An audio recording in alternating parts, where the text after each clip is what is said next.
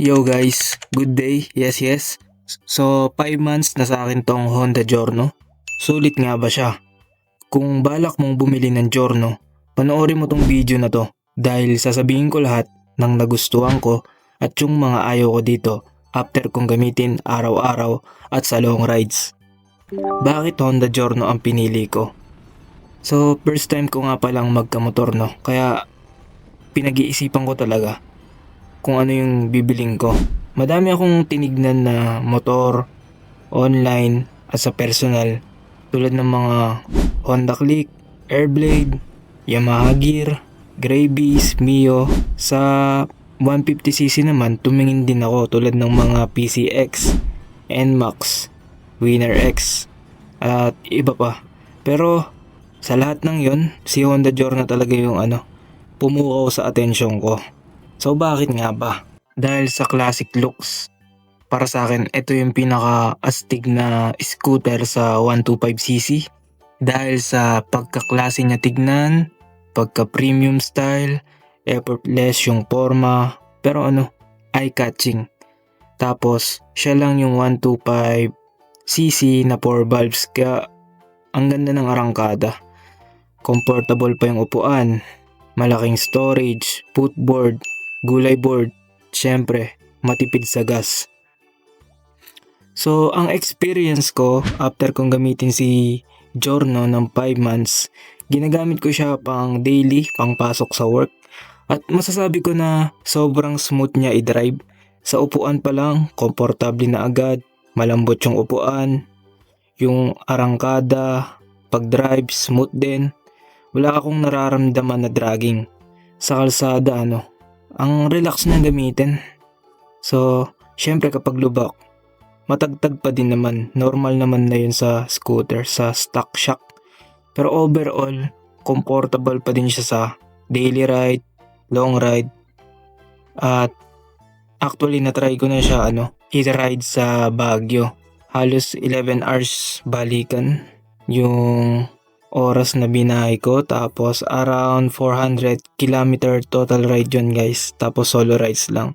Kaya ang masasabi ko, kinaya talaga ni Honda Giorno yun. Sa performance naman, ang top speed ko dito is 106. Dahil 4 valve siya, hindi ka bibitinin sa overtake at maganda yung arangkada niya. Yung top speed guys, depende pa rin sa weight ng rider. So ayun, tinest ko din to sa uphill. Ayun nga, galing Baguio. Kayang-kaya naman, hindi nahirapan si Giorno guys. Para sa long rides naman, syempre, kakaroon ka rin ng ngalay. Normal naman yun. Kaya importante pa din yung pahinga. Pero yun nga, komportable siya upuan para sa akin. Tapos malaking tulong yung liquid cooled siya. Kaya goods talaga sa mahabang biyahe. Etong si Giorno nga. Tapos, actually, balak ko din ilong ride pa Bicol this month, etong si Honda Giorno. Kaya abang kayo guys kung gusto nyo panoorin, i-vlog ko yun kung kakayanan nga pa ni Honda Giorno dito sa Bicol. Fuel consumption naman, sa experience ko, sa city ride, around 48 to 55 km per liter. Sa long ride, around 48 to 58 km per liter. Sobrang tipid niya sa gas guys. Kaya yun nga, sulit si Honda Giorno. Sa reliability naman at maintenance, isa sa pinakagustuhan ko dito sa kay Honda Giorno yung pagiging reliable niya. Sa 5 months na pagkagamit ko dito, wala pa akong na-experience na major issue or dragging na sa ibang motor, kasi kahit bago pa lang may mga lumalabas na problema agad yan, dragging, mga oil leaks at syempre iba pa. Dito sa Giorno wala naman sa experience ko. Nagamit ko na din kasi to sa sa pag-drive sa lubak na mabilis guys. Medyo rough roads yung dinaanan ko nun nung nagbataan ako, tapos mabilis pa yung takbo ko, mga 60 ganun. Syempre beginner pa lang. Kaya ayun, sobrang tibay niya guys, walang naging issue si Giorno at hindi ako pinabayaan nito sa pag-rides ko sa kalsada.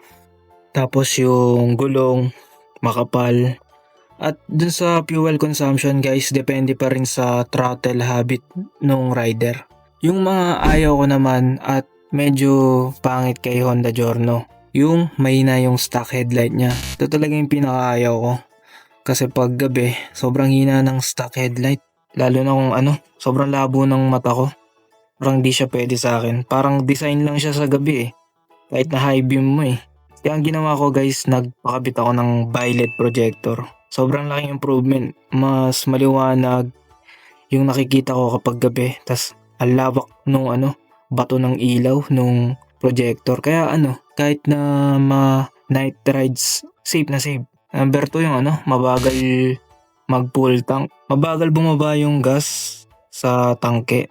So kapag nagpapa-full tank ka, yung gusto mong full tank talaga, minsan mga aabutin ka siguro 3 minutes to 5 minutes bago mapuno yun. 3, medyo matagtag yung front shock. So kapag nadaan ka sa lubak, medyo mararamdaman mo ng konti yung vibrate sa harap. Pero naayos naman yun guys. Pwede kang bumili ng aftermarket shocks. Ayan, para mas comfortable or magbawas ka ng hangin. Or mataas yung seat height. Kung hindi ka kataasan, medyo mahirapan ka dito. Ako na 5'7" yung height ko. Minsan medyo naka-tiptoe pa ako ng konti. Paano pa kaya kung mas maliit sa akin, di ba? Yung iba nagpapa-lowered na lang para mas abot nila. Yun yung solusyon sa medyo mataas yung height seat ni Giorno. So, sulit nga ba si Honda Giorno? Para sa akin, oo. Hindi ako nagsisi dito kay Honda Giorno. Isa siya sa pinaka-astig na 125cc scooter para sa akin. Dahil sa pagka-classy, tas classic niyang itsura na hindi madaling maluma. So, lagi niyang tatandaan, nothing beats a classic. Kahit anong panahon pa lumipas, timeless yan.